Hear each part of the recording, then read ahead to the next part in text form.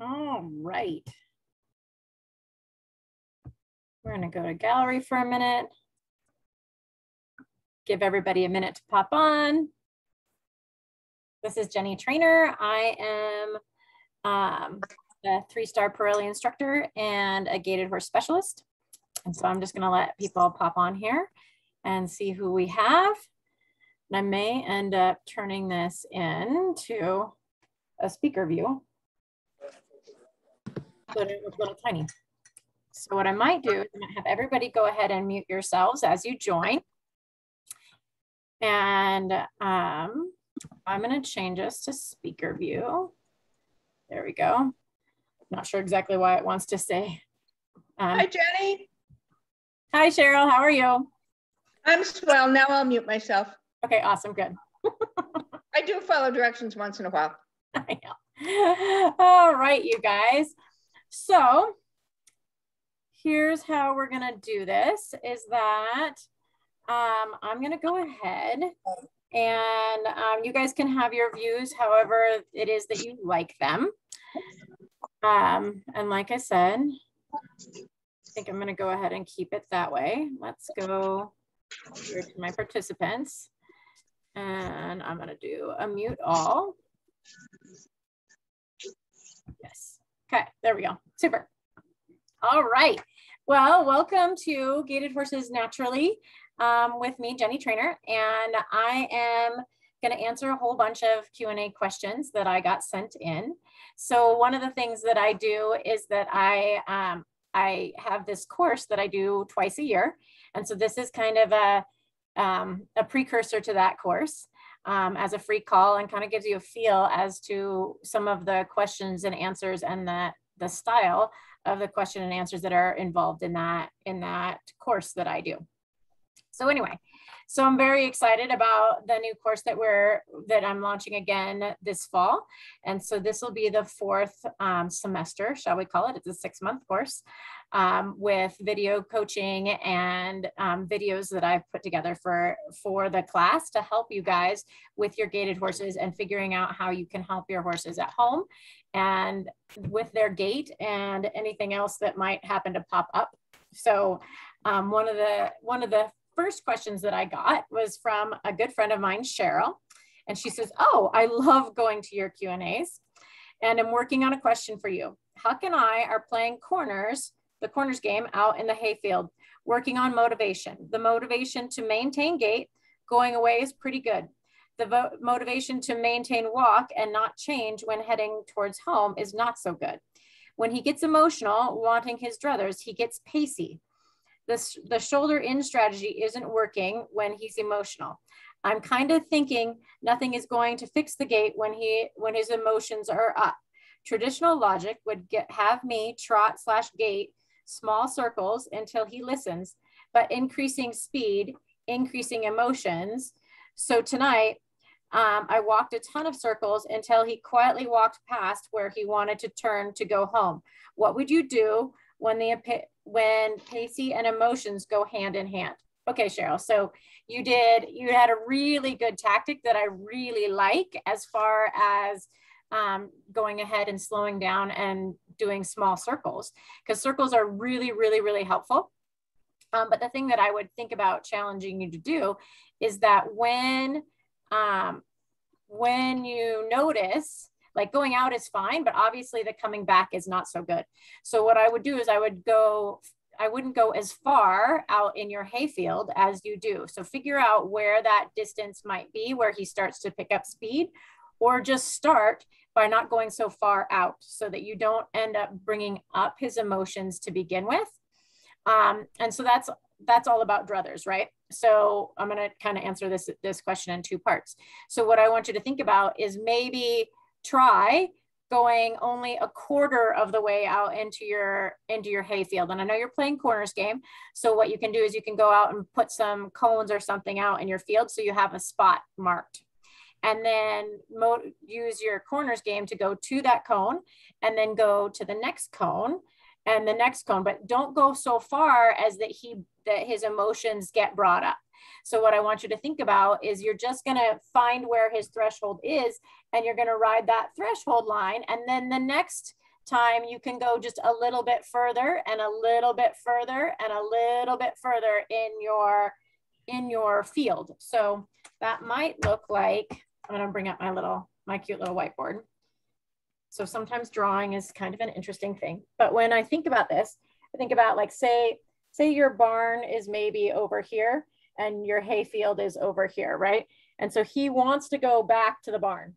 So rather than riding the corners of the whole hayfield, think about just like, even if you can only ride back and forth along the line that's closest to your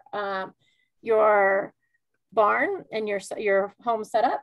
And it may even be that he has trouble even out here. So you may even just only be able to go a little ways and then back and a little ways and then back and a little ways and then back. And you can keep increasing that distance each time until he becomes okay with being further and further away. And so then you might make your corners game into a little itty bitty corner and a little itty bitty place that goes kind of along the bottom of your arena, or your hayfield. So it may, your setup may not look like this, but then you can go further the next time. And so keep playing with it until he is calm and relaxed. And I love the idea that you had of doing circles, because circles are one of our best friends when it comes to our gait. So that's how to like help him not bring his emotions up, right? So, and the good thing about doing that is that as we play with it, and if we don't bring the emotions clear up, then we have a lot better chance of not having that pacy issue come up. But the other thing that we're doing is that we're increasing our horse's confidence level by slowly making the distance from home a little bit bigger. And so that's really the important part, because if we can increase his confidence level little bit by little bit, then we lessen the chance of the emotions coming up, first off. So now, if the emotions do come up and your horse starts to pace, one of the best things that we can do is, I like the idea of the shoulder in, but realistically, the shoulder in isn't the right technique that we would like to use. We would go ahead and lift one rein, not use two reins, just one rein, and put a good bend in him and use our leg in position D. And so what that means is I'm going to use more of a hindquarter yield. So I'm going to push the hindquarters out and ask him to bend. And so I don't want just his neck to bend. I want his whole body to bend, because what happens with the pace is that the pace is a 2-beat lateral. And so the 2-beat lateral, what happens is the body gets really, really stiff. And so we need to put a bend in the body in order to have the horse become more soft. And so a shoulder in doesn't necessarily put a bend in the body where we need it. A shoulder in actually will help our horses become more energized and lift the front end, which we don't really need him lifting the front end. We want him to be a little bit more relaxed. And so when we do more of what we call a partial disengagement, which is what happens when we lift one rein and we push the hindquarters out a little bit, that's that beginning of a partial disengagement. And if things go to hell in a handbasket, then you can go into a full disengagement and come to a complete stop. But the idea is that you have a little bit of a phase as you go through that. You can lift one rein and begin to put a little bend in him. And then if that just bends his head and doesn't bend his whole body, that's when we put the bend in his body by adding the same leg as the rein that we're lifting. And so we'll push that rib cage out and put an arc in the body. And what happens is that when we put an arc in the body, we can begin to break up the pace, because that, as long as we take the tension out of the body. And so as we take the tension out of the body, we may have to slow down in order to break up that pace. But as soon as we break up the pace, then we let go of the rein. Okay. And if he gets emotional again, we just pick up the rein and push on his side again until he puts that bend in his body and begins to relax. And you may end up just having to hold it and keep him bent if it's not seeming like you're going to survive the situation. Hopefully, if that becomes the case, you're going to disengage him. And then if it's really bad, you get off. But the most important part is that we have that bend in the body, because the bend in the body is what helps to take away the brace in the body. And when we take away the brace in the body, then hopefully we can also work towards taking away the brace in the mind. And realistically, his problem is that the emotions are up. So he got bracey in the mind and then got bracey in the body. And so that's where we have to really work on that. And so one of the best ways to do that is through circles, which is one of the things that you did. And because that circle puts a bend in his body. Does that make sense, Cheryl? You can unmute. It does. And I'm doing the one rein with you, and I've got my leg in position D, and I'm following along. And that's just going to break up the pace when he gets pacey. Yes, and it will help to bring his emotions down too. And if you need it to, it will help to slow him down as well, because you can keep the leg on for as long as you want up into a full disengagement, which means the hind legs cross and his front foot comes to a stop, right? So at any point in time, you can let go of your leg and your rein if he comes to the speed at which you want him to be, which it sounds like you're just wanting a happy little mosey down the side of your hayfield back towards home, right? Right. Well, and at the far end of the hayfield, if I go to the far end of the 5 acres, he doesn't get emotional. Going, just not coming home, right? But he'll come home. He'll come home half the hayfield before he gets emotional. And the emotions are all at the close half of the hayfield, not at the far half. How interesting. Okay, so then just go ahead and put your bend in and play with that there. So it's maybe not, it's just that spot where he starts to get kind of worried. So play with that. You can even add in, rather than just a plain circle, a figure 8, so that you can change reins, so you don't hang on his face for too long, because when we hang on their face for too long, that's when they will also get more and more emotional. So that's another technique. Okay. What was the ooh for? Hanging on his face. Yeah, anytime you hang on to both reins or you hang on for too long, they get really worried. And so that's why the change of directions in a figure 8 becomes really nice, because then you actually let them go for a minute and they get to relax for just a split second, even though it doesn't seem relaxing to us because they're still a little frantic. But that change of direction is really, really important to help them bring their energy down. That's why, like in natural horsemanship, that's one of the strongest patterns that we will use on the ground.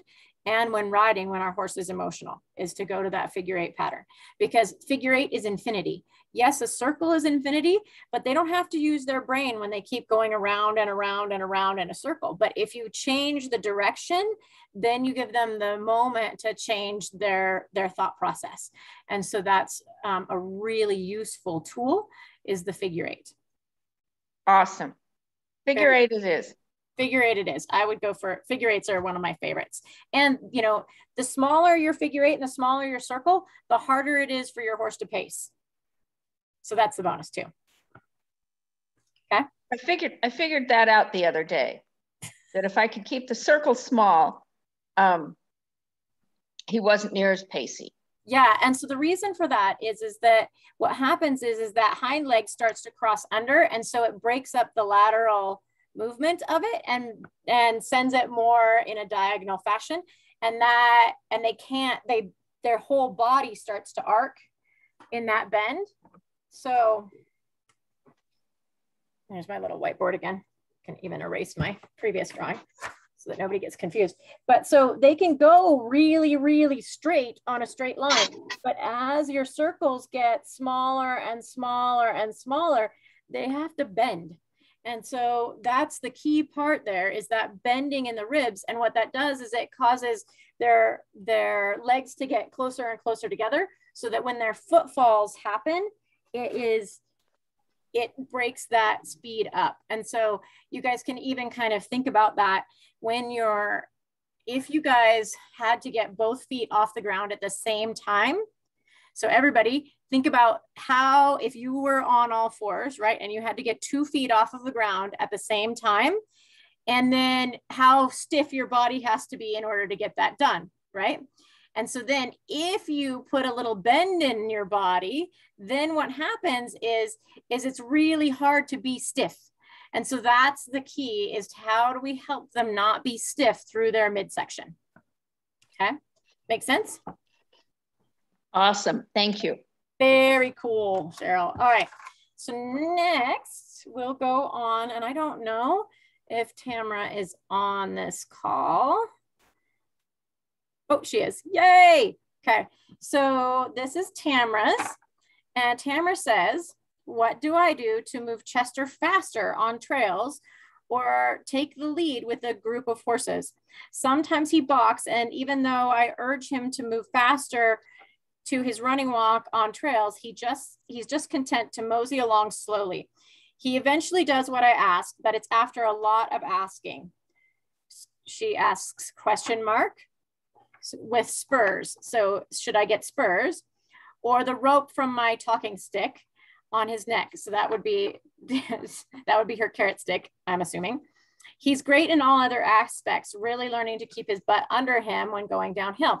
Okay, so typically what happens when our horse doesn't want to go forward like that, it doesn't just happen on the trails, but we can play with it on the trails. So having something to back up our seat is really important.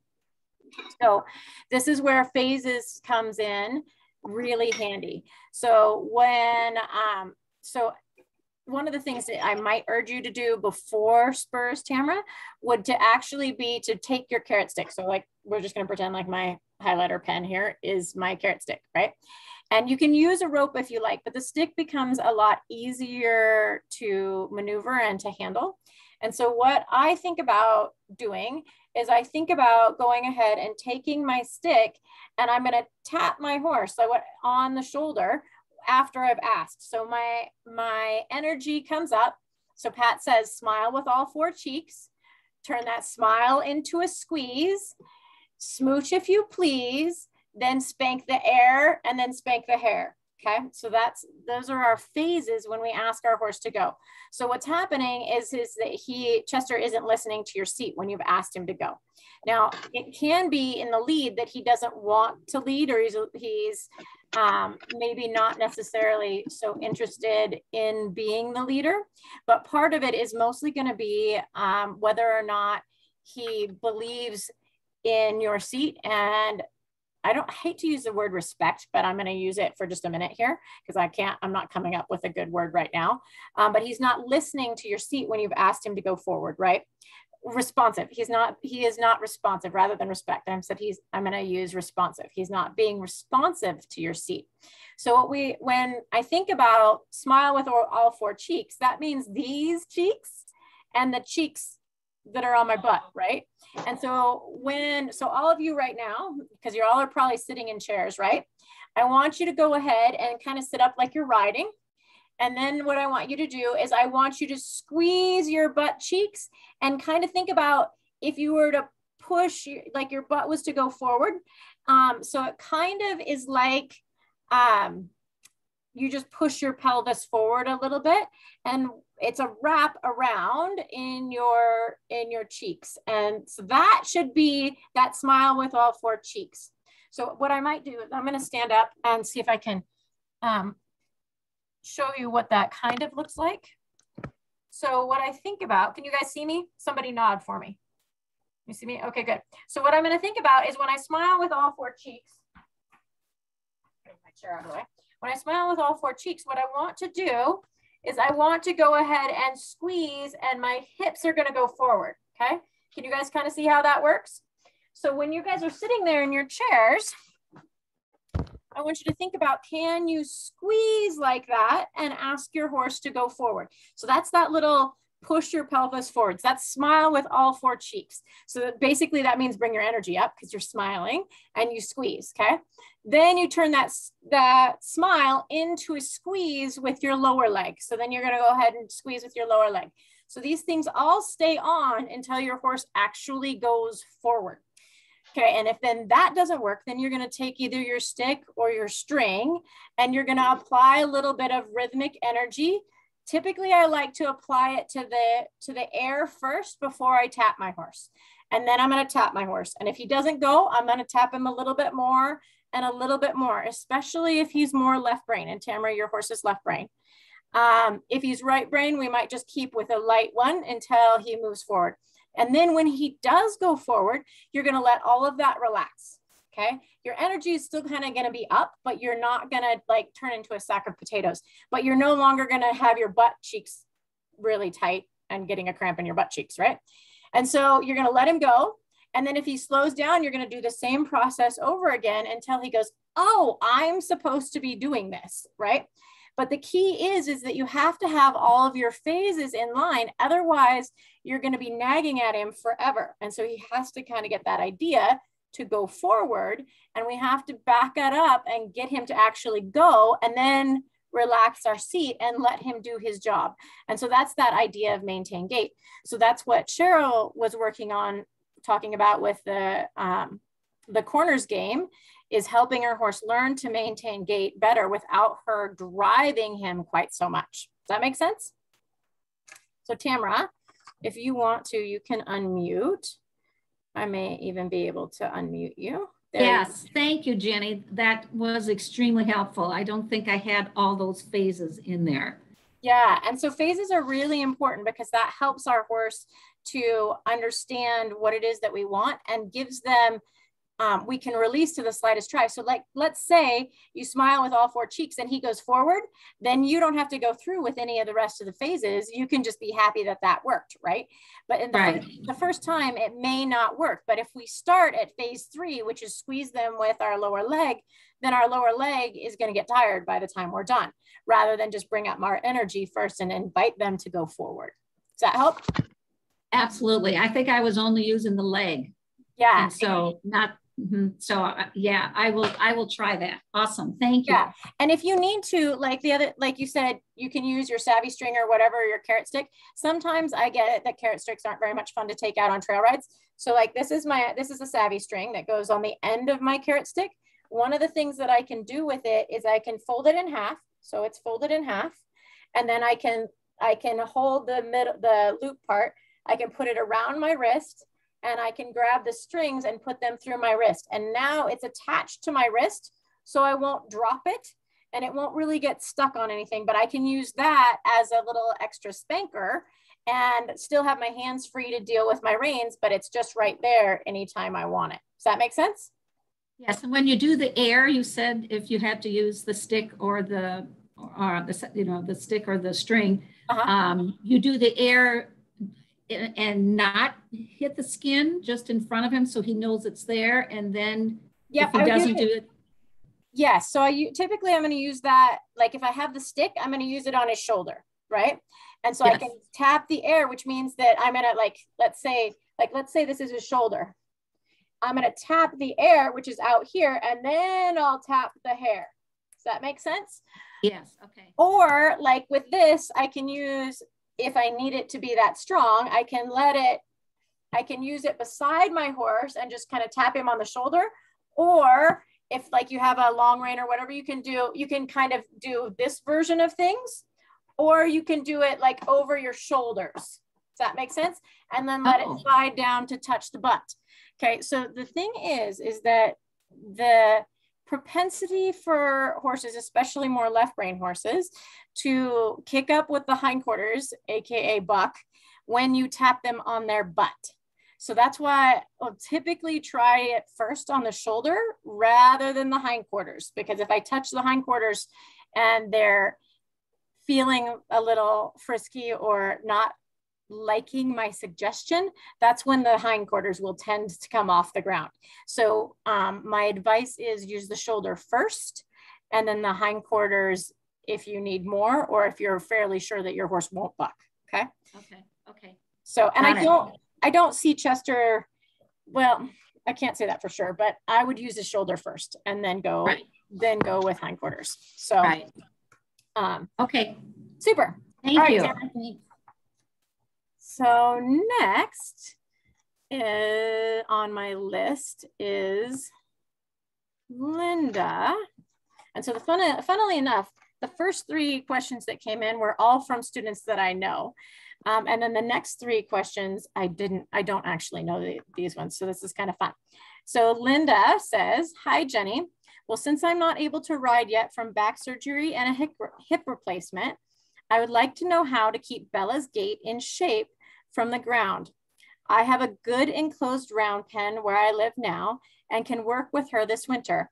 I'm walking pretty well now, but can't mount or ride for a few more months. So the funny thing is that Linda's horse Bella is a world champion and a world grand champion walking horse. And so the fact that she is worried about keeping this horse's gait is hilarious, because I think this horse knows how to walk and knows how to gait very well. So, but just keeping her in shape is not a bad idea. And so your round pen is great. The deal that I would think about is I wouldn't necessarily do it at Liberty. I would keep her online, Linda. And when you play with her, Linda's actually been to one of my clinics, but it's been a few years. When you play with her online, remember how we could ask her to go. And then if she broke gait for whatever reason, we could do that same thing that we do when riding. We can push the hindquarters out a little bit to help her with that. And that's actually one of the modules in my gaited horse course. The 6-month course is how to play with and encourage proper gait from the ground.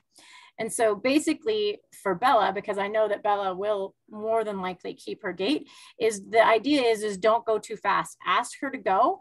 And then as long as she's in a good gait, you can go ahead and let her ride. And that's where we play with our 7 games and maintain gait, because Bella should be able to maintain gait fairly easily in a circle. Now, if she doesn't maintain gait, like say she goes too fast, you can always reel her in and make the circle smaller.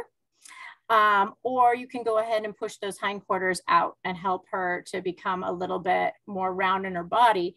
And then as soon as she starts to gait well, then you can let her have a little bit more line and let her go a little bit faster. And so the other thing is to always remember that we need to reward the slightest try. So if she is gaiting nicely, you can always disengage and bring her back in. And that's the reward for telling her that she did the right thing. So like I said, I'm not sure that I saw Linda on this call, but the call is going to be recorded. And so I'm just looking here on the side to see if she's here. And I don't see her.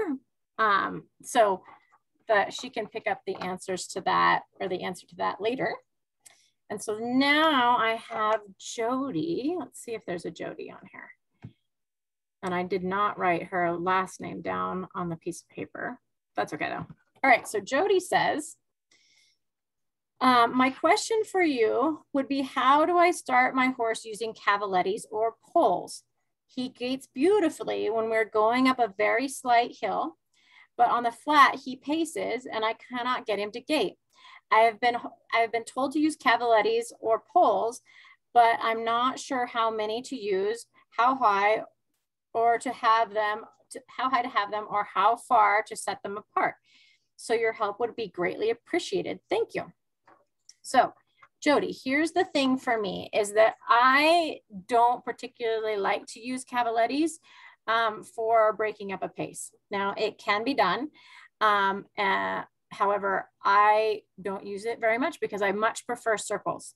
And the reason for that is that I don't want my horse's hind leg to step up and over the cavaletti because then it decreases the length of stride that I want them to have from their hindquarters.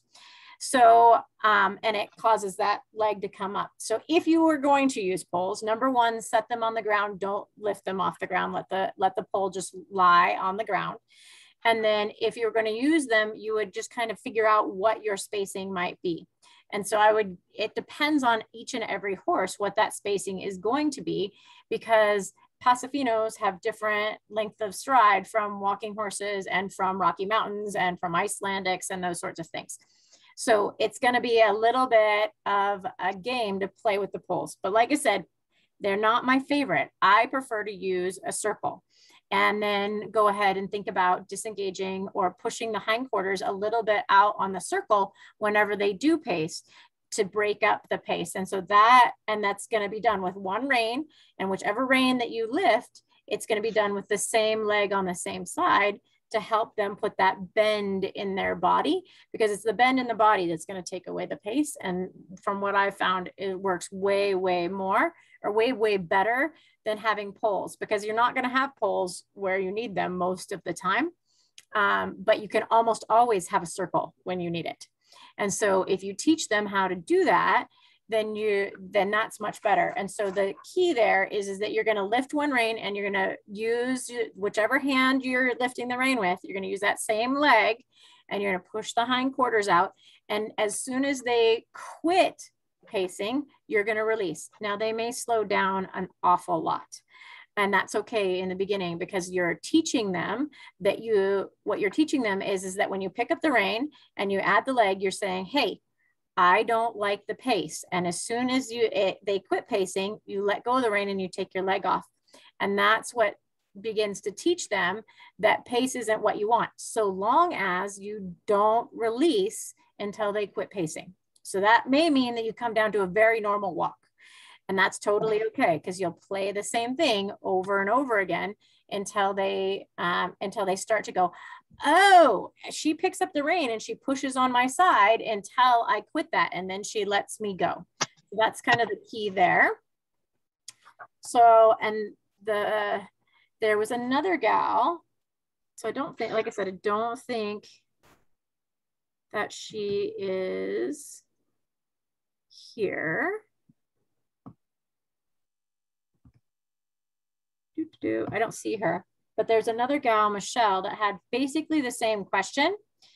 And so I'm going to kind of add them together, and then I'll open up a little bit of time for some questions on the questions. So Michelle had the same question, and I don't see her on here. Oh, maybe, no, Michelle Oliver, there you are. So Michelle Oliver, she says, I have a question. Is there something I can do with my seat or legs to help my horse find the correct gait? We started working over poles to break up her pace. She finds it many times, but does not stay in it. I've studied Pirelli for years, so thank you for bringing Pirelli and gaited horses together. Okay, so Michelle, you got kind of my idea on poles and how I prefer to use circles and partial disengagement. But the other thing that to help you with that is that you asked about your seat and your legs.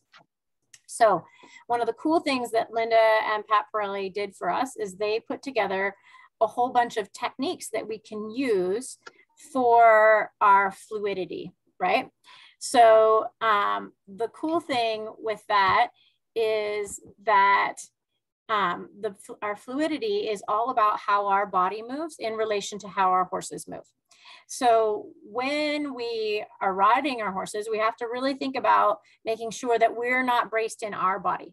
So one of the pretenses, or one of the ideas that Pat and Linda put out there, is that we have to do in our body what we want our horses to do in their body.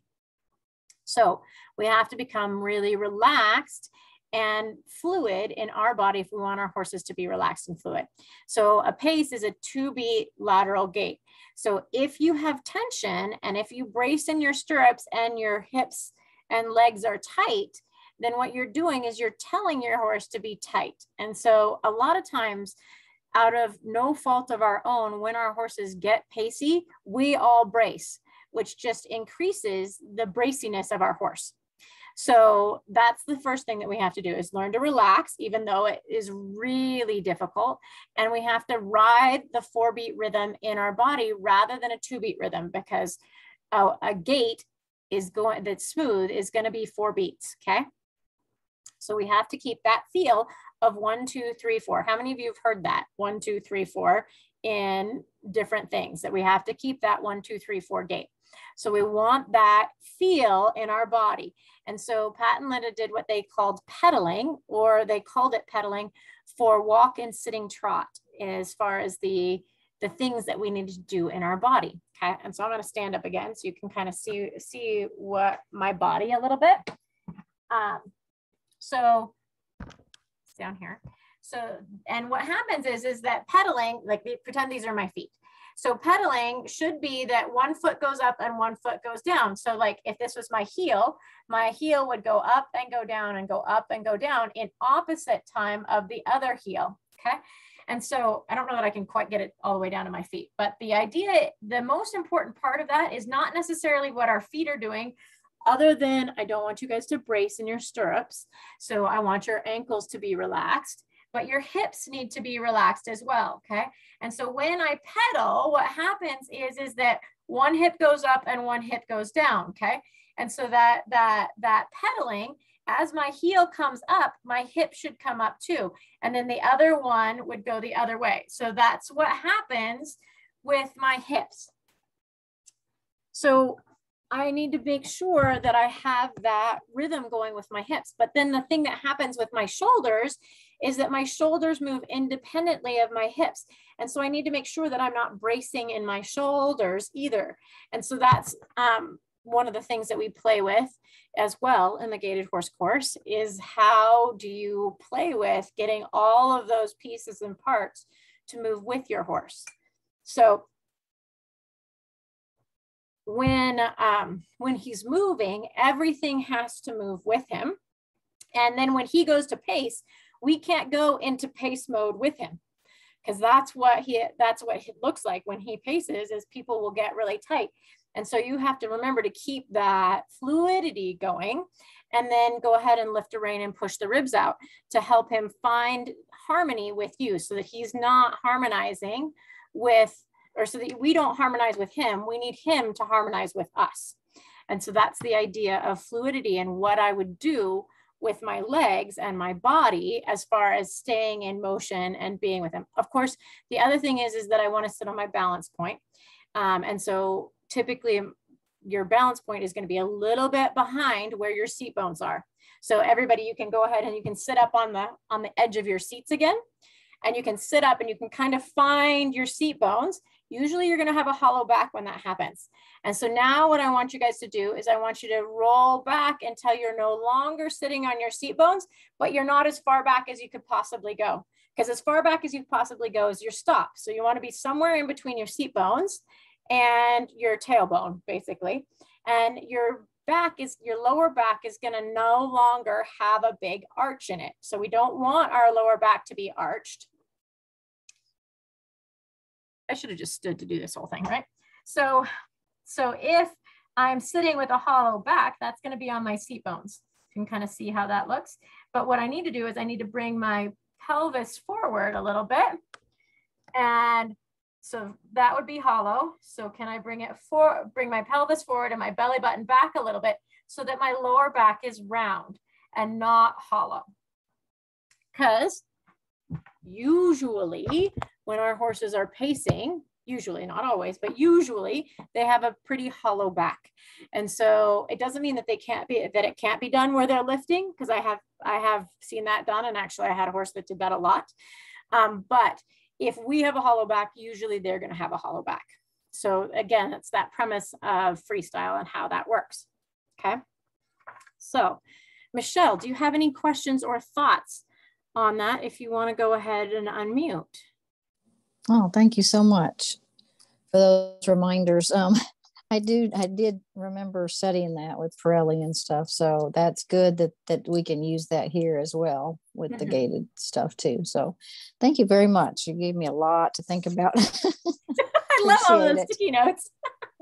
Yeah, my desk is full of sticky notes. I should have got a bigger piece of paper. Just transfer them or stick them all on one piece of paper. Exactly. There you go. Very cool. Awesome. All right, then. So then I have one more question. And this one is a little bit interesting. Or this one is a little bit longer, but we'll go with it. It loops a little bit back to Cheryl's question. And it's from Randy. I'm not sure if Randy is here or not. Let me do a quick look at my list of people on the side here, because it tells me, or it tries to tell me. I can move it. It does not look like Randy's here, but that's okay. Oh, no. Yes. It does look like Randy's here. So Randy says, my Pasifino has been having issues with laminitis, a sprained tendon, and now severe mineral imbalances. That's really not very much fun. I hate that. So, but at least you're working through it. I've been able to ride him a little in between these episodes and have had problems with him taking him out of the ring. He walks along just fine. Then he decides he wants to do something else or go in a direction that I don't want. That starts him bucking and snaking his head until I bend him to a stop. Right now, his issue is lack of exercise. keeping these episodes from being too serious, but looking forward to the day that I can ride him again. How would you suggest progressing? So first off, obviously he has some of his own druthers and ideas when he gets out there. So one of the things that I like to think about is especially outside of the arena, is that if you don't ride outside of the arena very much, that it's important to go ahead and do in hand trail walks or wherever it is that you're going to go, so that you're not on the horse when he decides to have whatever episode it is that he has. So I'd play a little bit with that to say, okay, I like to ride, or I like to play on the ground where it is that I'm going to ride. And so that only works so long. If your trail ride is 4 miles long, you may not want to walk that far, right? But if it's just out and about and it's not very far from home that he starts to have this shenanigans happen, then it's good to be able to play with it when you're in hand. So that's one of the most important things that I do, is how does he behave when my feet are on the ground, so that when he throws these temper tantrums, that I'm not in the saddle with him. And can I play through that? So that's where I would go ahead and play with 7 games. And like I said, for Cheryl, one of the best things that we can put them on is a figure 8 pattern. And so same sort of thing for him is, can I get him to go ahead and play with some of those ideas from the ground? Now, once it goes well from the ground, then I can think about hopping my butt in the saddle, and can I do that in the saddle and go out there?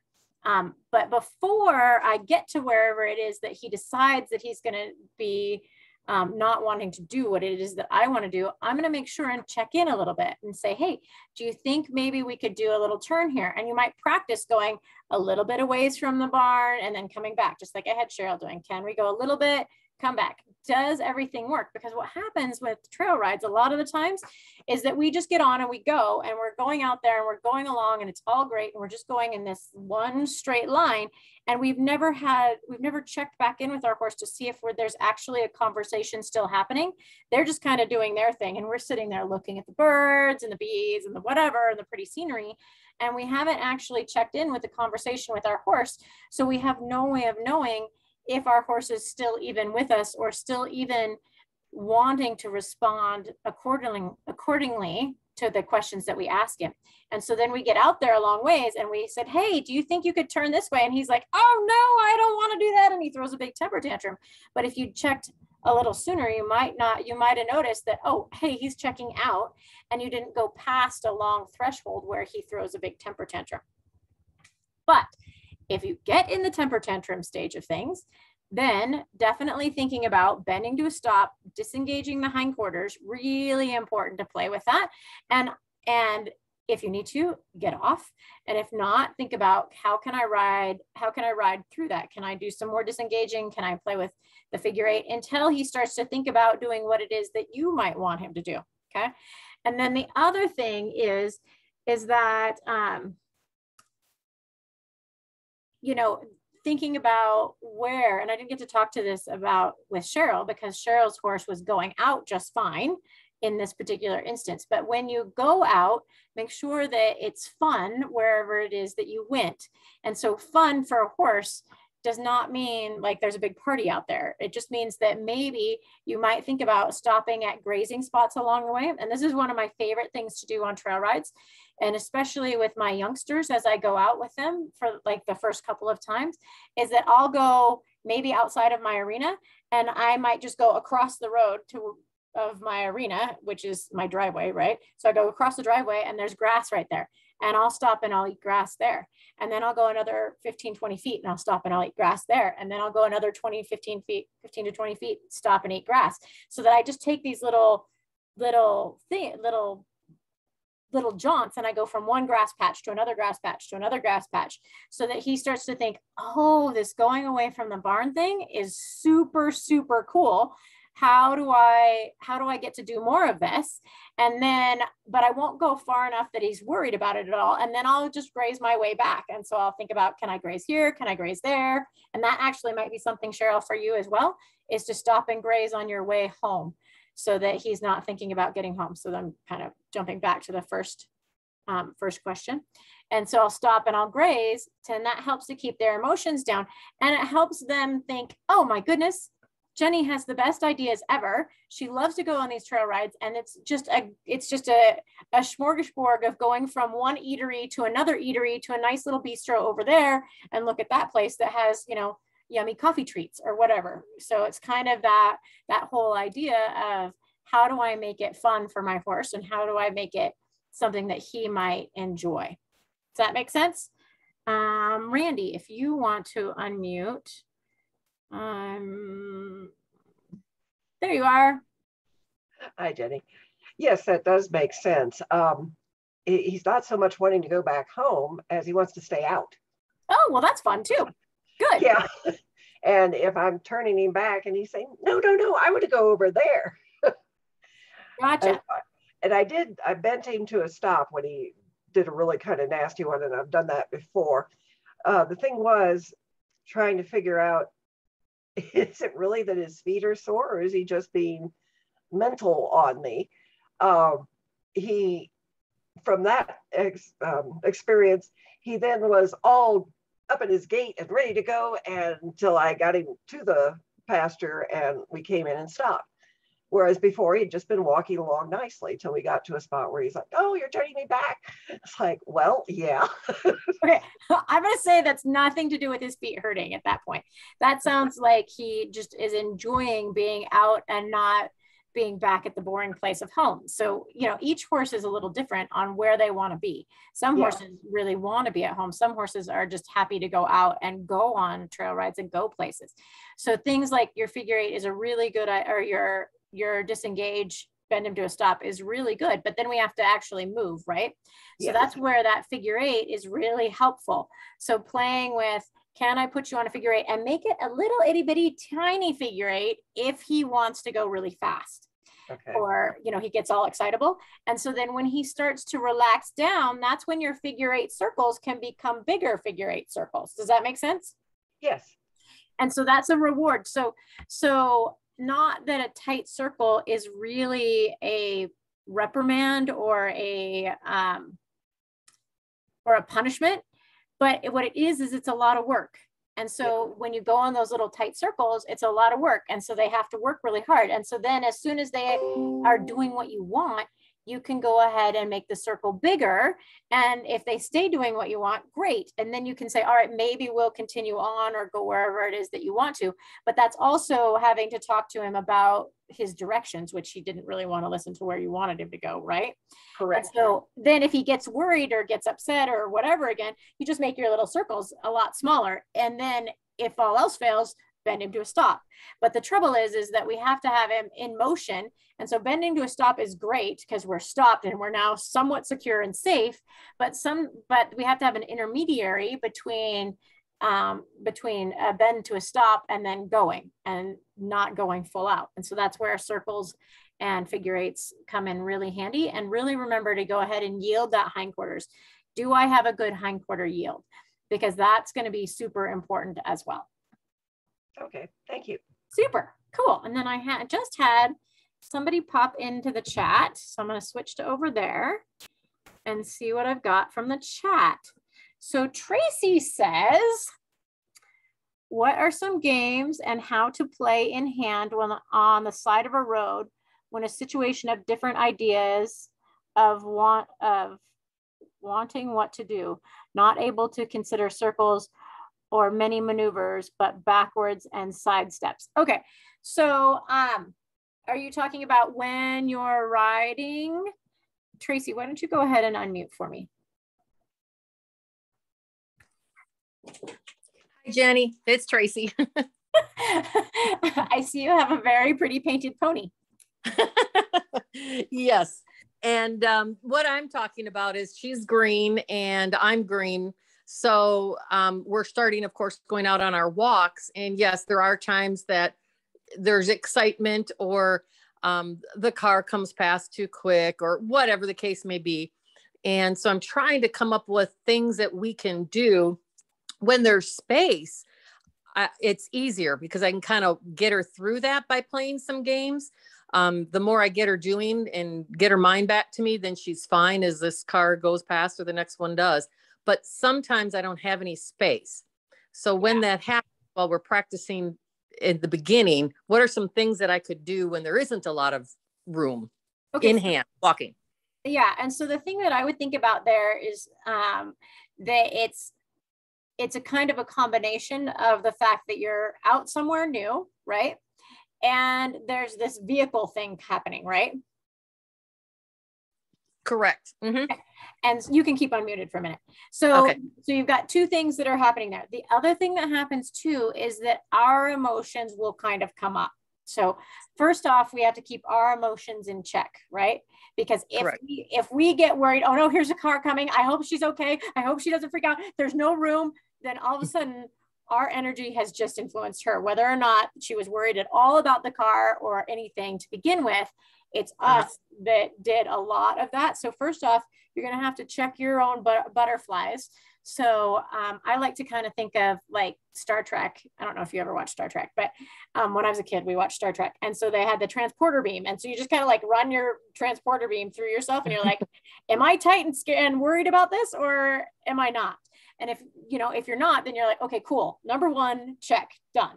The other thing that I would think about is how can you set it up so that she can become more used to things like cars and the excitement of that when you do have space, so that you're not in that little spot. And it may be one of those things where you go on your walks or you go drive around in your car first and you go figure out where are those walks or those places where you have a lot of space and there could be a vehicle that would come by at some point in time. And then go to those places, however it is that you can manage it. Hopefully they're closer than further away, or even like if it's at your own facility. Do you board your horse or do you have your horse at home? No, at my home, right.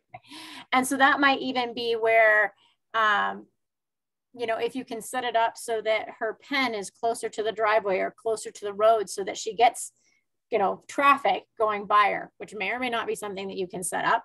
And then if that doesn't work, you know, how do you get to a spot where you can have a place where there's going to be some traffic or have somebody drive past you a whole bunch of times, right? So you can con your son or your husband or your neighbor, whoever, into driving around you a lot while you're playing with your horse until your horse is relaxed, and then let your horse graze or whatever. But grazing is honestly one of the best things that you can do for your horses, is let them put their head down and graze. And so on your walks, make sure you do lots of that, even when you're in hand, to help them with that. And that's one of the best things that you can play with, even if it's at the end of your driveway, right?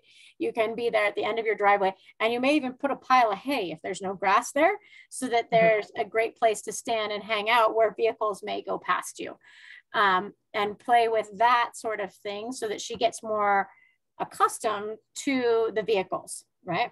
And so then what happens is that our horses have what we call 5 areas of confidence, right?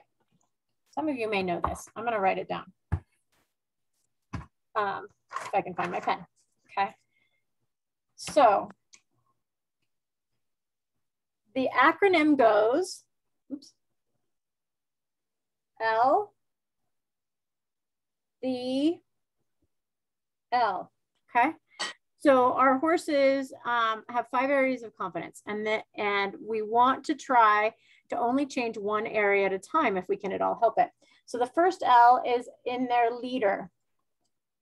So if your leadership is good, then that can help our horses significantly with how they feel, right? Then they have themselves. So that's where we go, okay, she's a young horse. She doesn't have very much confidence in herself yet, right? And so we work on those things. Then we have the herd, okay? So how confident are they in the herd? Or when the herd changes, note to self, their confidence levels can change, okay? Then we have this lovely thing called environment, okay? So when the environment changes, our horses have a great propensity to have their confidence level change, okay? And then learner. So when our horse is becoming a learner, his confidence level can definitely change because he's not sure of the right answer, right?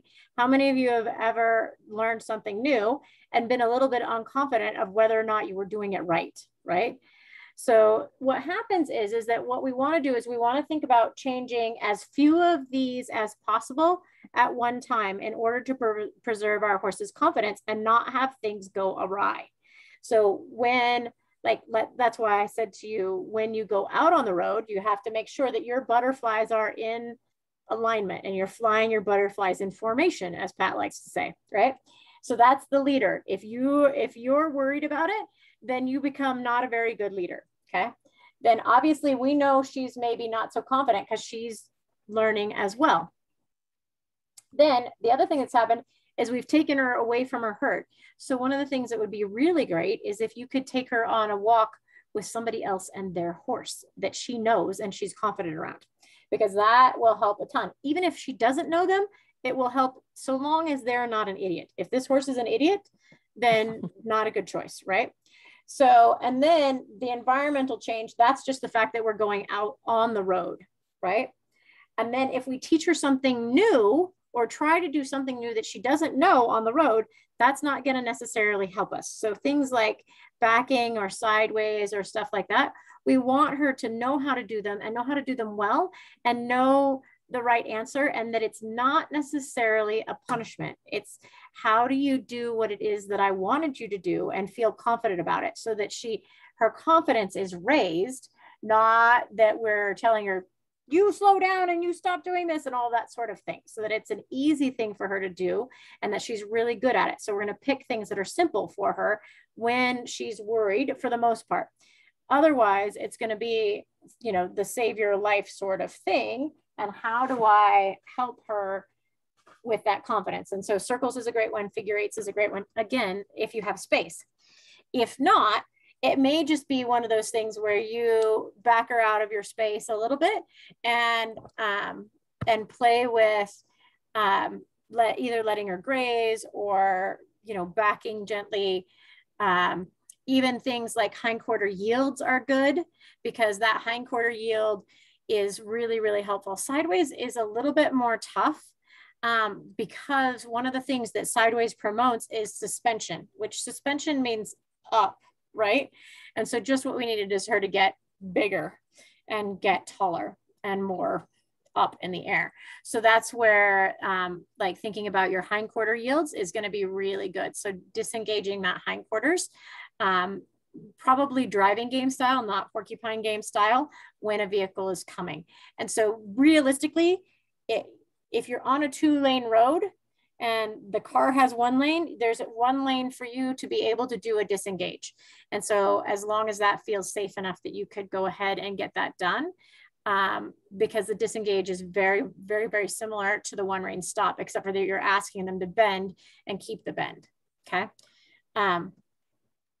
Does that help, Tracy, a little bit? Yeah, I think I've done almost everything that you've said on there. My husband's driven around. We're at the end of a cul-de-sac, so we don't get a lot of traffic, but then the kids come out on their 4 wheels. So I brought her out and was just kind of lunging her and walking around and stuff, and made the kids just go drive back and forth. It's only at certain times. So I'm thinking it's probably more checking my own butterflies than probably anything else then. Yeah, butterflies are huge. And because our horses read our energy so well. So awesome. We'll play with that, see how that goes.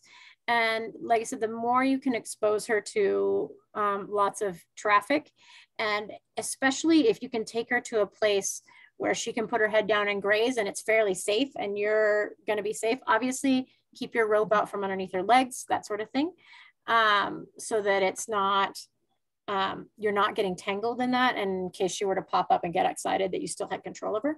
But that's going to help her a bunch with some of that energy and worry and fret.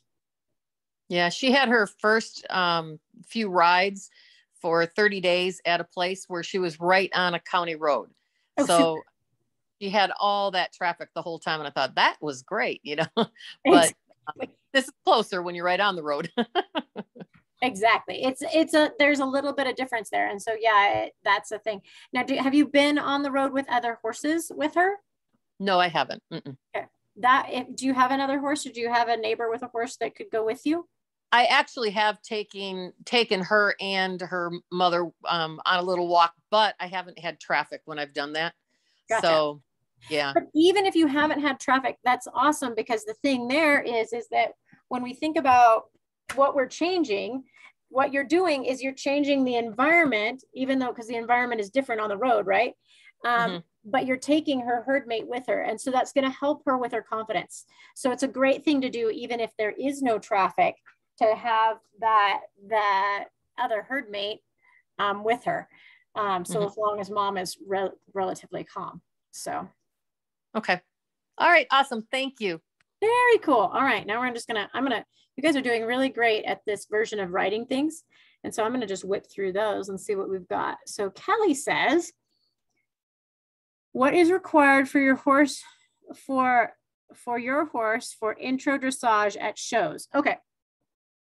So this totally depends on what it is that you want to do. So as far as dressage goes, it depends on which version of dressage you're going to do. Are you going to do a gaited dressage? Are you going to go to normal horse dressage? Are you going to do Western dressage or cowboy dressage? Okay, so we got a couple different versions here, right? So gaited dressage is basically going to be like walk intermediate gait for your intro stuff. Very simple. Can you do straight lines and circles and follow a pattern? Okay. And then if you do cowboy dressage, it's very close to the same thing, because cowboy dressage has a gaited division. Yay us, right? So that's super fun that they do. And so I compete at cowboy dressage, not regularly, but as often as I can. There's not very many cowboy dressage shows in Montana, but I travel and go, and I've gone to the cowboy dressage finals, and they actually have finals for gaited horses in cowboy dressage. So basically there you can either do the 2-gait version, which is going to be walk intermediate gait, and they don't even care which gait it is that you do. They'll even allow a pace, which sometimes drives me crazy. But the deal is that they want you to have a consistent gait, whatever it is. And so that you're not switching all of the time. So that's the big thing there. And again, they have walk intermediate gait, and then they have walk intermediate gait canter. And so as you go up the levels, obviously they're going to ask for more and more stuff. But for the basics, it's, can you walk into the arena at X, stop at X, and then you're going to do whatever pattern it is that they want you to do. So can you do circles? Can you do straight lines? There's no shoulder in, there's no haunches in, none of that sort of thing, no leg yields in entry level dressage of any sort. Doesn't matter which version of it is. And then Western dressage, I believe they also have a gaited division as well. But I don't know the rules on that one. I haven't played that game as much, but again, it's going to be the same basic thing. Now, if you want to do normal horse dressage, you can go in there. They're not going to, if you gait versus trot, they're going to mark you down, because their requirement is that you trot. And so that is the problem with normal horse dressage, is that they want you to trot. Now, if you're not competing, you can still do all the happy circles and do everything. And the idea of dressage is really great. And the circles are beautiful for our horses, especially to help promote a good quality gait. But the actual trotting thing, unless your horse trots, is something that you'll have to deal with. And if it were me, I would not ask my horse to trot just to do dressage. I would do it in gait and not worry about what the judge says, or go to either a gaited dressage thing or cowboy dressage or Western dressage, because they're going to be more amicable to the fact that we actually have gaited horses. All right. So Kelly, does that help you? You want to go ahead and unmute? Maybe? Is she still here with us? Kelly, can you hear me now? Here, there you are. Hey, yeah, that helps. My horse, she doesn't pace, and I would never ask her to trot. Good. She's learning very well. She's learned how to bend off my legs. She flexes very good when I get her up into a flat walk, going to the right. She's kind of stiff and she'll brace a little bit there. But we've been working on that. And we're just really green. I'm wanting to learn it. I'm wanting to show it. I'm in Central Alabama. So, yeah. But there's not any trainers close to me. So I probably like the closest trainer would be in Murfreesboro, Tennessee. Yeah. Probably. So, there might be some kind of clinic, I don't know, over the winter or something other like that, that I could travel to. And I don't mind doing that. I just didn't know, like, my filly, she's just 3, so she doesn't know how to canter. That's okay. You don't have to canter. Ma'am. That's okay. You don't have to. There'll be walk, intermediate, gait, dressage tests that you can ride. Okay. So the other thing that you might think about is if you go on the walking horse owners and exhibitors, so WOW, WOW. Go to WOW. And, I'm a member of WOW. And then go to the rule book there. And you can, I believe you can get a virtual, a digital copy. You don't have to actually write and get the actual handheld rule book. But in there, they'll have the rules for the gaited dressage, and they'll probably have the tests as well. So you'll be able to see what those tests look like and at least start to get the idea of them and playing with your flexions and such to help your horse. Most of that is just riding.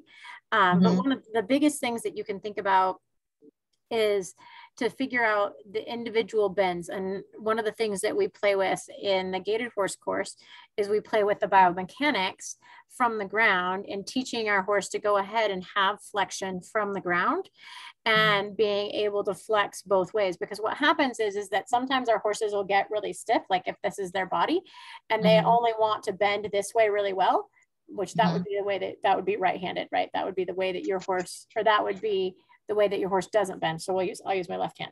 So they bend to the left really, really well, but they don't bend the other way very well. And so we have to teach them how to flex those individual body parts, because what happens is we have right-handed and left-handed horses, and sometimes they're different on each side, which part you need to move. So the awesome part is you've got your legs working, and now it's a matter of getting the neck to go ahead and articulate like we want to as well.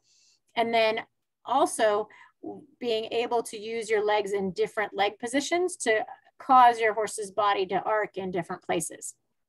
And so that's really useful. And like I said, we do that a lot of times. I'll do that from the ground and helping them learn how to move their body parts from the ground, remembering that each time that they do, we release when they've done what we wanted. Does that make sense a little bit? Yes, ma'am, it does. And as far as somebody to talk to, I know Jenna Anderson in Shelbyville, Tennessee. She used to do a lot with the gaited dressage there, and there's quite a few other people there. And you may just contact WOW and see if they know of anybody that's doing some clinics in your area, if you wanted to do that sort of a thing for getting into the gaited dressage. Yeah, and there's not an awful lot of shows like gaited shows that offer that. I know the internationals do, that's through WOW. And I think Tweeba is going to have something coming up, and it's strictly dressage, if I'm not very mistaken. And then, of course, the nationals in WOW, they do. And so what you might do is, if I know you're a little ways away, but you may even just go and talk to some of the people that are there and see if there's somebody there that you can kind of tag along with and watch, even if it's at the show. Right. So, and I know there's other people there. I just have to kind of go back in my memory banks and get names for you. Okay. I think I've heard Jenna Anderson before. I'm just not for sure. But I had my filly in training, which I show her in Country Pleasure at walking horse shows. Good. And she's on keg shoes. But then I have her home now, and that's what I've been doing. If I go to walking horse show, I show on and train. if they have that class. If not, I'll just go in with trainer horses, and it is what it is. But we've done good. Super. Learning each other, but I want to learn how to do dressage. I think I can get more out of my horse and myself. Yes, most definitely, especially when you start to play on those 10-meter circles. Those are going to be incredibly helpful for developing your gait, including developing the power from your hindquarters and the lift up front. And so that's where 10-meter circles are super powerful. And if I could encourage any of you and all of you to do something, it's to ride 10-meter circles, because they're so powerful for helping our horses to learn how to bend properly through their body. And that's one of the best things. Who did you have your horse in training with? At Stonewall Farm. Oh, okay, Jessica. Perfect. Jessica. Yeah, that's super. Yes. She does a really nice job. Yes. So, and then thinking about, the biggest thing is thinking about making sure that that they'll stretch over that top line, and that you have that as a tool as well. Teach them to go ahead and make sure that they're good and round. But I know that Jessica is going to keep your horse relatively round and not let her get too high. So yes, very cool. Yes, it's a small world, isn't it? I know it is. I actually bought a horse from Jessica this last fall, or last winter. Yep. So last winter. Yep. Okay, cool. Yep. Cool. I did. His name is Bob Baffert, which is terrible. They come up with some names, can't they? I know. His sire's name is Honors, so I'm not sure. Anyway, I call him Daddy Longlegs because that's what he looks like. Well, I had an Honors filly, and she had the Honors head, big ginormous head, big long ears, and she was long-legged. She's gonna be a big filly, but I wound up and sold her. And 2 little twin girls have her. Awesome. Now. And they're doing super with her. They won a ton of stuff at internationals on her. So I'm proud. Yeah. Very cool. All right. Well, hopefully that helps. And I'm sure you can find, Jana isn't hard to find, and Jessica probably can point you in the right direction too, as somebody that might be in the area there. Okay. Cool. All right. Okay. Well, so I appreciate it. You're welcome. Very cool. Okay. Now I have Elizabeth, and she says, I have an issue with circles in the arena. When I'm doing circles, my horse tends to try to make very tight circles. Yeah, that can be problematic. I have tried using a barrel and spiraling in and out, trying to make smooth circles. He will make a tight turn, and I feel like I'm having to correct him with the outside rein. It's like his power steering is broken. That's hilarious. Okay, so Elizabeth, right? Elizabeth, are you able to unmute yourself? Yes. Okay, so when you're asking your horse to make these turns, are you using your leg to do it, or is he just kind of thinking he's a barrel horse and turning really tight? Tell me a little bit about what you're doing when you're asking him for circles.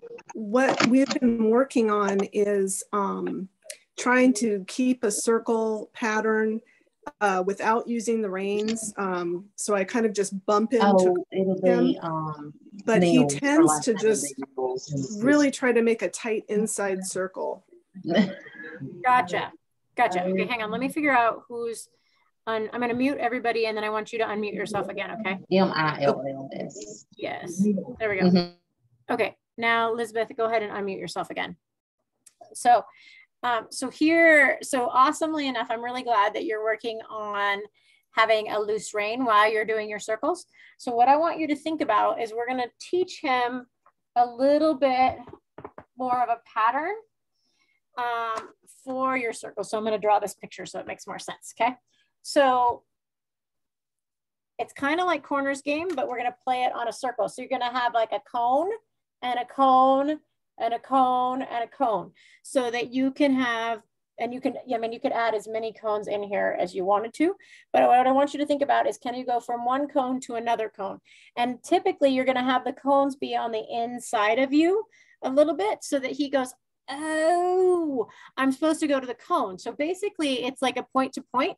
It's like point A to point B to point C, and you're just going to go to each one and stop, and then to the next one and stop. And so you're going to start it in a pattern sort of a situation like that, so that he can figure out where he's supposed to be going and follow your focus a little bit.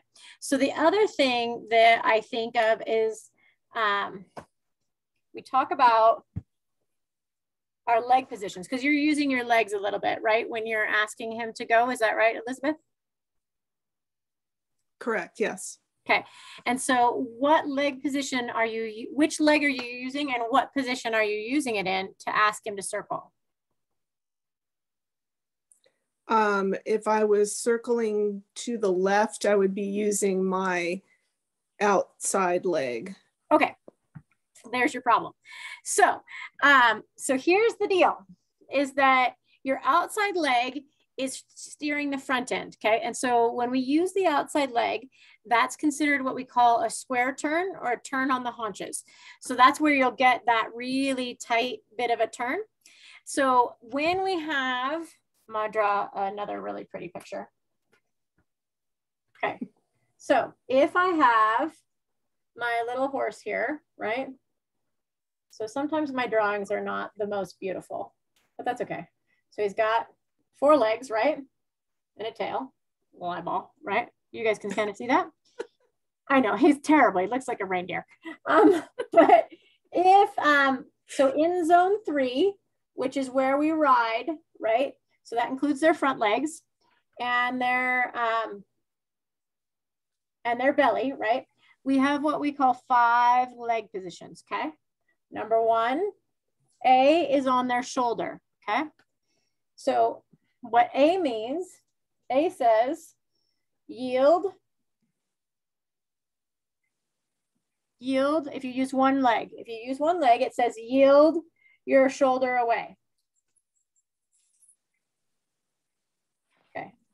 B is right about where the cinch is, okay? B says, if you use one leg, it means the same thing as A, it's just not quite as clear, okay? So if you were gonna go to the left, you would use your right leg to move that, right? Okay, so then there's this position called C, which is right about where your leg typically lands on your horse, where it's that space in between your front cinch and your back cinch if you use 2 cinches, okay? And then, and what that means is that means go sideways, okay? So then we have position D, which is right behind that. It's right, basically it starts right about where your back cinch would be. So these right here, these ones are all about 6 inches. So long as you have a fairly normal sized horse. If you have a mini or a draft horse, they are obviously to scale with their size of their body, right?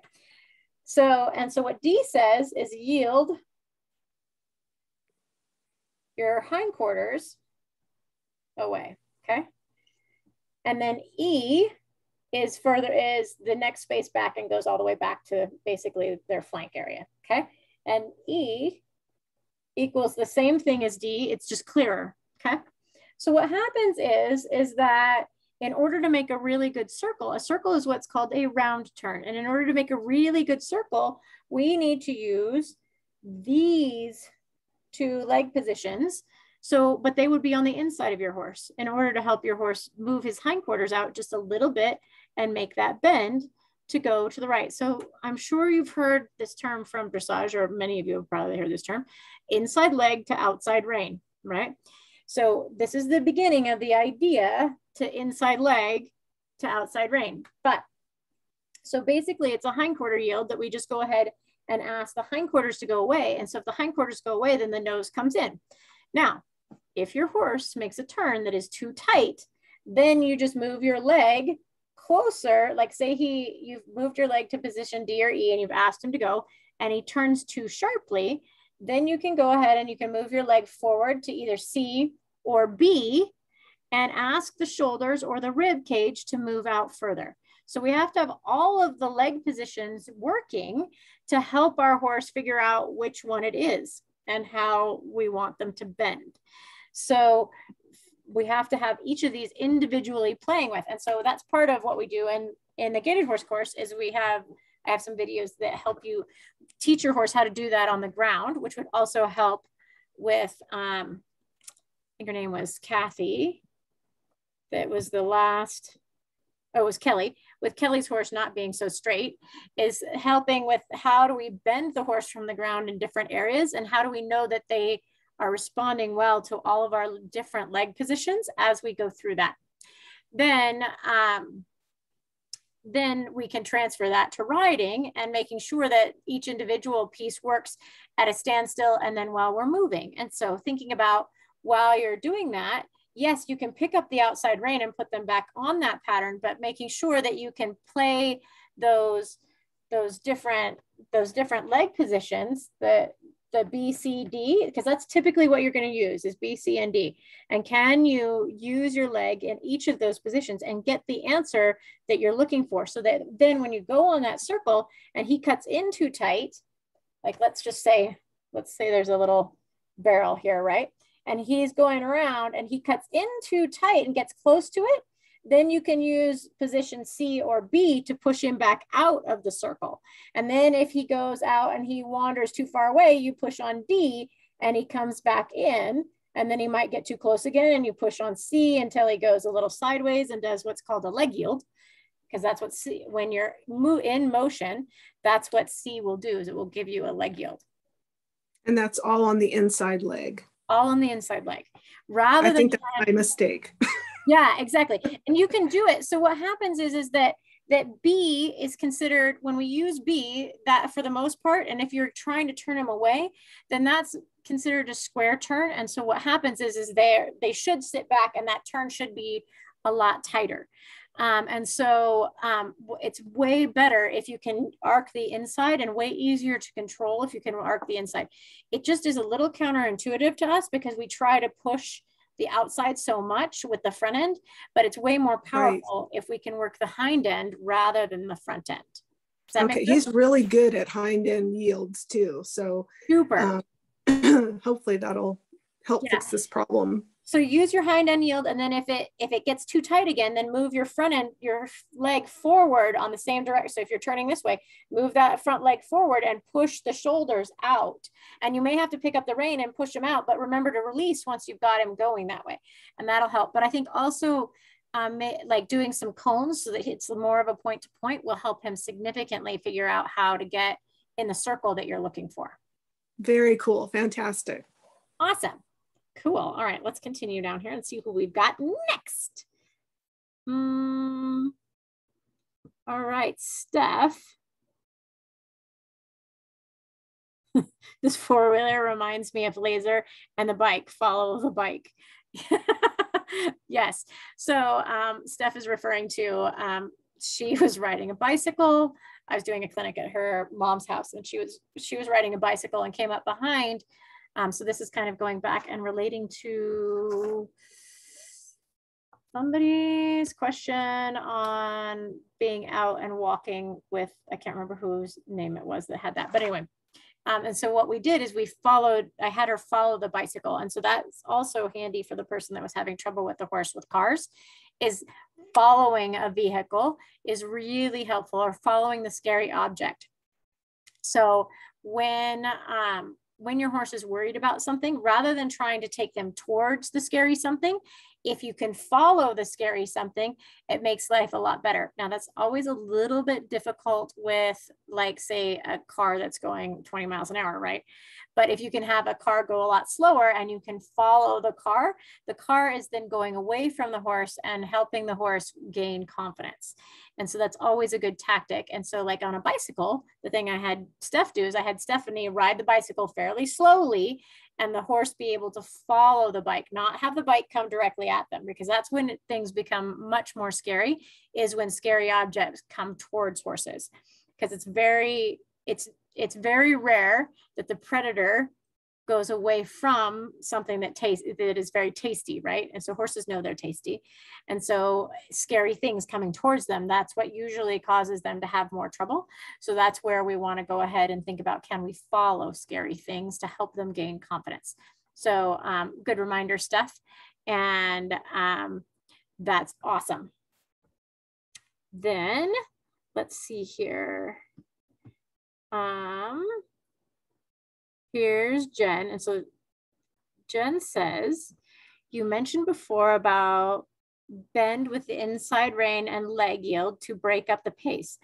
But if the pace continues, I'd be hanging on the rein attached to a halter and yielding to nowhere if I stopped him. I'd be rewarding the pace.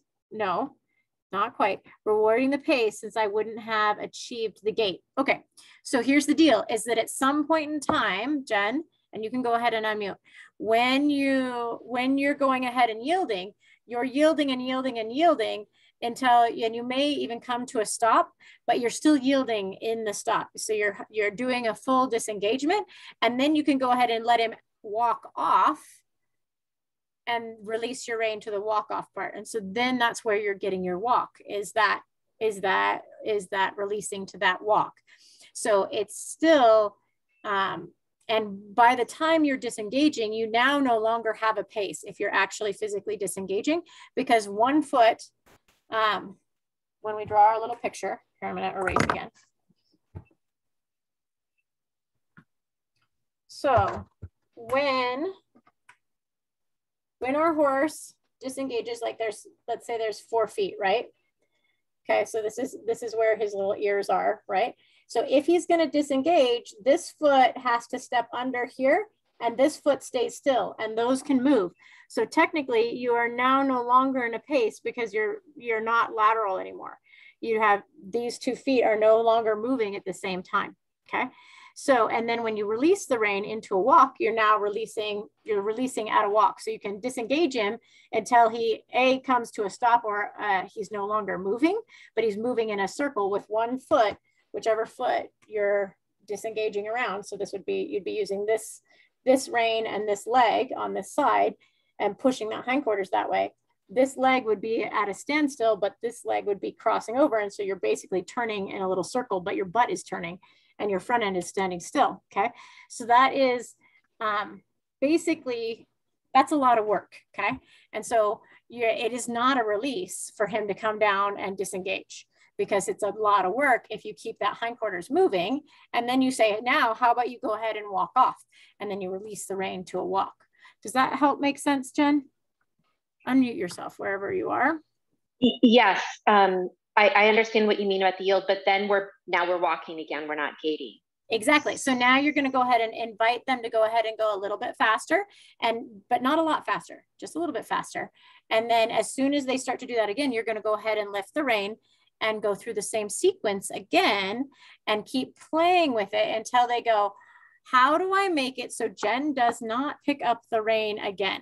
And it might take you a long time to get that done, right? Like this may not be a one-day session. It might take you a couple of days in a row of playing with this until they go, okay, what else do I have to do? So the idea that I want you to have in your head is that when you slide your hand down that rein and you pick it up, is that what you're saying to your horse is not this or not pace. And then as soon as you let go of the rein, you're saying gait is what I want. And so the gait that you want is a walk. Well, a walk is an even 4-beat gait. And yes, is it fast? Not necessarily, unless you're on a walking horse, right? And so then the walk can be incrementally faster. But what you're telling him is that I'm going to pick up the rein and make you uncomfortable, even though you're not like physically jerking on them or doing anything that is painful, but it's annoying, right? Especially if you're interrupting that and you lift up on one rein and you put a bend in his body, he goes, okay, well, that's annoying. And then you might let it go. And so that's one of the things that we play with in our gaited horse course. And I have videos on how to do that in that course, but you just lift up, hold, and let go. And a lot of times, if your horse is just a little bit pacey, if you just lift up and let go and lift up and let go and lift up and let go, then their gait will change without even yielding the hindquarters. And so it just depends on where it is and what phase it is that you have to go to. So my phases that I go through when I am asking my horse to quit pacing is I'm going to slide my hand down, lift up my rein. If that doesn't work, I might turn my fingernails up a little bit, and I'm going to put my lower leg on, same leg that I have the rein in. And then if that doesn't work, then I'm going to go to a disengage and disengage them more and more and more until they break out of the pace. And as soon as they break out of the pace, then I'm going to go ahead and let them go. And so what will happen is, as long as you go through those stages fairly reliably, then your horse will start to go, how do I make it so Jen won't pick up the rein? Does that make sense? Yes, I think the most important thing was learning that this is going to take a long time. Yes. Because I can get discouraged going, and he starts to anticipate and memorize everything that we're doing if we drill on anything too long. That's because he's a horse, he's supposed to do that.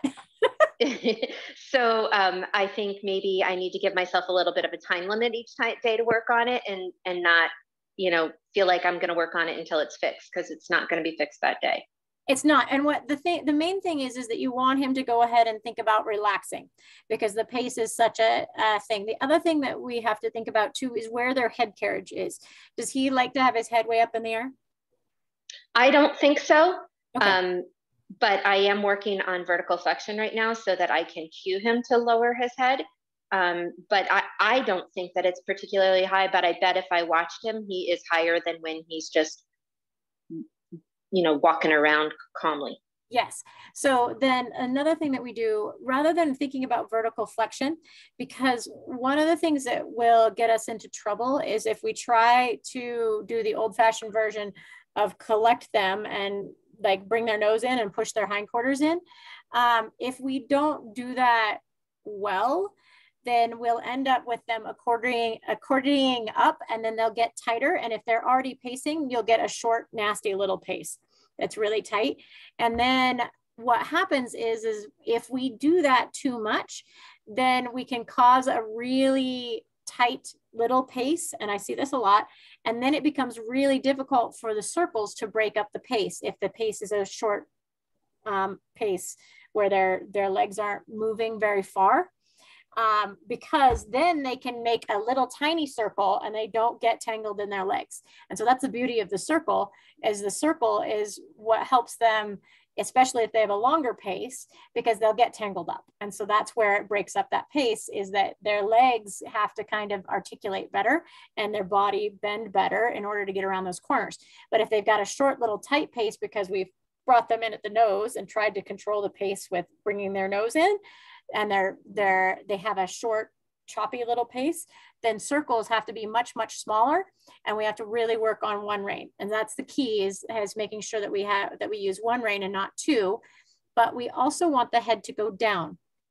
And so there, in Pirelli, one of the things that we do, and I use it in my course too, is that we do what's called bit isolations to teach the horse to put his head down.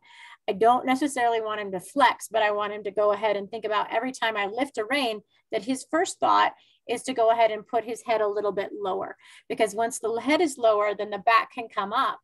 And then we're going to have a much better chance of having a good quality gait, because if the back is down and dropped, then we're going to end up with something hollow, and we're much more likely to be in a pace when we're hollow than we are having a good gait.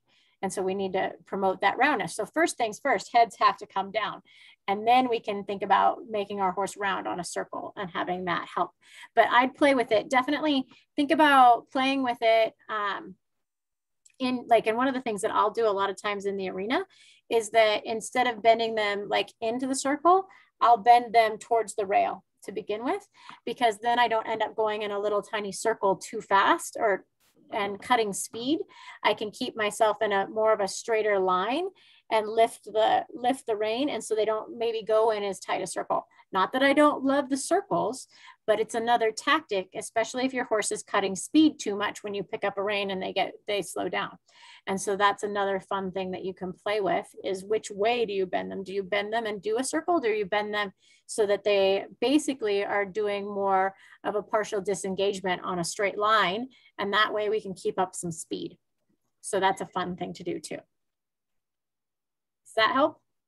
Yes, thank you. And I didn't mean vertical flexion to hold. I just meant to cue to lower head and then move on. Yes. Yeah, exactly. Yes. Cool. And it's just that sometimes that happens. So I didn't mean to assume that, but one of the things for vertical flexion is that that's where people will go wrong a lot with that, rather than teaching the head to actually just drop. And typically it's almost better if it drops and sticks straight out, for at least for a little bit. And then we can bring them in, but sure. Better to go down, basically like long and low, like dressage would use. Yes. A much better choice to get that nose down and that head down, and then the back can come up, and we'll have a lot better shot at getting a better gait that way. Okay, thank you. Super, very cool. All right, let's see. Holy crap, I think we're getting lots and lots more questions. Many thanks. Many thanks, maybe? I'm not really sure. Okay, I think I managed to get to all of the messages I have in the chat. So that was pretty awesome. Good job, guys. Now, if there's anybody else that has a question that you just want to raise your hand, or pop off and ask a question about anything that's previously been answered, and just kind of go back and follow up on that.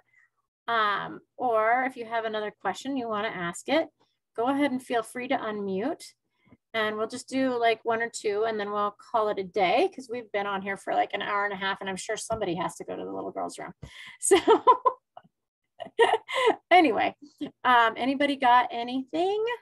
I'll give it just a second for you guys to either raise your hand or wave at me or unmute yourself and say hi. And if not, hi, Jenny. Hey. Turn the video on. It's Randy again. No worries. I apparently said this directly to Stephanie instead of to the chat. My horse does have 4 gaits: walk, gait, trot, and canter. He's a paso. Is it okay to have him trot as long as I also ask for and get a gait? So here's the thing that I would say is that which end, do you know which end of the gait scale he typically lives on? Not sure what you mean by which end. Okay, so what happens is he probably has way more gaits than you know. So this is going to be the abridged version of this lecture, which most of these kind of are. So basically, if we have a scale, we have pace on one side, and we have trot on the other, okay? And then gait lives in the middle. Typically, in this region, this is where the smooth gaits are. So we can have lots of different gaits that come along here. Like on this outer region, this is foxtrot, typically, okay? On this end of the region, it's usually a stepping pace that is actually smooth, okay? So what happens is you go, okay, which end does my horse typically live on? If he lives on this end of the scale, this trot end of the scale, then yes, you don't necessarily want to practice that unless you can get gait really easy. But if you're having trouble getting gait, don't practice trotting, okay? Does that make sense? Yeah, that does, thanks. Yeah, and so it's for you guys that have pacey horses. If your horse lives on this end of the scale, don't practice pace, or else you'll get more pace. So whatever you practice, you will get more of. So if you're having trouble getting your gait, don't practice the one that he likes to do a lot, okay? Does that make sense? Yes, it does. Thank you. Perfect. Cool. Anybody else? Going once? Going twice? All right, you guys. I'm super excited for you guys to be on here and to join this with me. This is basically what are in the Gaited horse course. There's a bunch of videos that I provide for you so that I walk you through all these things, like teaching your horse how to gait on the ground, and then how to modify the gait in the saddle, and then how to modify the gait on the ground, how to modify the gait on the ground, how to modify the gait on the while you're riding, then how to use your different leg positions, and then talking about rider biomechanics. And so there's all these different things that are in the Gaited horse course. And then one of the other things that we do is we do Q&A calls like this, and we do 2 a month. And so that you guys can send in questions and such like that. And then once we've done those two questions, then we do those, and then I record those and I put those up for everybody that's in my course to go ahead and view their questions in case they had to work or whatever, but they could still email in the question and I'll answer it for them. Then the other thing that we do is we do video coaching. So you send me video of your horse and I help you with wherever it is that you're at, whether or not it's gait or emotional issues, or helping them figure out whatever it is that they need to figure out, or both of you figure out whatever it is that you need to figure out. And so those are basically the pieces that are involved in my my gaited horse course. So what I wanted to do is, since I'm starting a new enrollment, the 1st of November is our new enrollment for my next session. And this is my 6th month session. Some of you on this call have been with me and for some of those various ones, and have enjoyed them and come a long ways with your horses. And so I'm really excited about this course. And if anybody is interested, we are enrolling right now. And if you enroll sooner than later, you get to join the class that's already started. So you get extra Q&A calls. I believe, and so we have a special right now where it's $300 off until tomorrow, end of tomorrow. And then there's a couple of different ways to look at that. But yeah, so it's a very fun course. And I just wanted to give you guys a piece or a feel for what it feels like to be able to have some of those questions answered, and some of the things that I'll use in our Q&A sessions to try and help you guys get the information. Obviously, if you're in the course, you get the videos too. So I can say, oh, go to this video or go to that video to help with everybody learning. The other thing that I did too in there is that I took one of my own personal horses and did a case study on him. And he is a very go-y walking horse that had come off of pads that I bought as a youngster. And so I show basically how, and he's very pacey, and how to break up his pace using one rein and your leg to help him learn not to pace and then to walk. And I actually showed him at the International this last summer. And so that was really, really fun. And so it's a fun bit of being able to see like some of how he comes through that, because he had lots of things that were not just gait issues. And that's all in the video footage for the course. So anyway, I'd love to have some of you guys come join me. And if you need more information, go to jennytrainer.com and look for it there. And then we'll probably send you guys a wrap-up email as well, just for joining us on the call. And love to have you join us on that course, or keep watching and keep paying attention to me, because I'll do more free Q&As, especially come next year, because I will next spring we'll do another course. So it starts in November and goes to the end of April, this session, and then we'll start another one up in May that goes through the end of October. And so it's just been a really fun thing to go ahead and do, and I really enjoy having you. Like there's Nancy on here who's been in the course. There's Leah, there's Cheryl. Let's see who else is on here as I pop through, but there's a couple of people on here that have been through that with me. And it's a really great course, and I'm really proud of how well it's come together. So yay. Anybody got any last minute questions? Oh wait, I got two more, maybe. Oh yeah. Oh, Erin Gray says, just curious, what bit do you recommend? And that is a loaded question. I would say the bit the horse likes. Now, for me, I want my horses to all eventually be able to go completely bridleless, nothing on their head at all. So I'm going to use the things that I typically use on my horses are a natural halter. I'll use a snaffle bridle, either one with one joint in the center, or like we have what we call a confidence snaffle, which basically has 3 pieces. So there's a lozenge in the middle.